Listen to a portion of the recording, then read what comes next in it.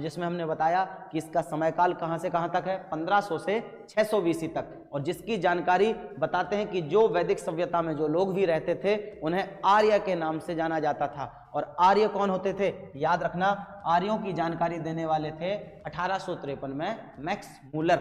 और यही बताते हैं कि आर्य, जो वैदिक सभ्यता में जो लोग रहते हैं उन्हीं को हम आर्य कहते हैं।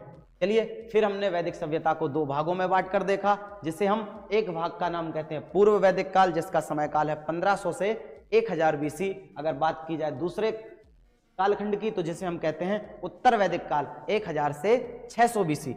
फिर आगे बढ़ते हैं कि इनकी जानकारी के स्रोत कौन कौन से हैं। तो हमने दो स्रोत के बारे में जाना, पहला पुरातात्विक स्रोत, दूसरा हमने कहा कौन सा, साहित्यिक स्रोत। अगर पुरातात्विक स्रोत की बात करें तो हमें दो अभिलेख देखने को मिलते हैं। पहला बोगज कोई अभिलेख, जिससे 4 देवताओं की जानकारी मिलती है, और वही देवता मिलते हैं जो वैदिक काल में सबसे महत्वपूर्ण देवता माने गए।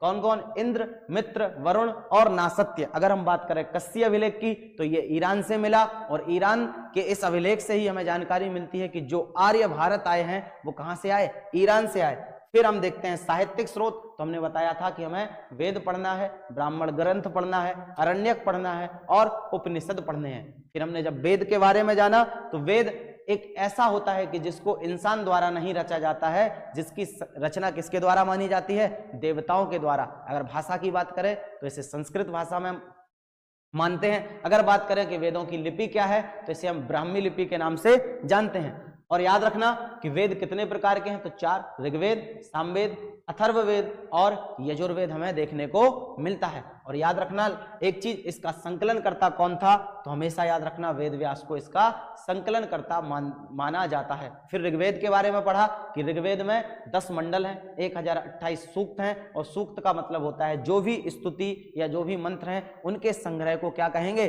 सूक्त। और एक सूक्त में कम से कम 3 मंत्र और अधिकतम कितने मंत्र होंगे, 100 मंत्रों का संग्रह होगा। इस चीज को याद रखना। और जो भी इन मंत्रों को पढ़ने वाला होगा, जो भी पंडित या पुरोहित होता है, उसे हम होत्र के नाम से जानते हैं। क्लियर है।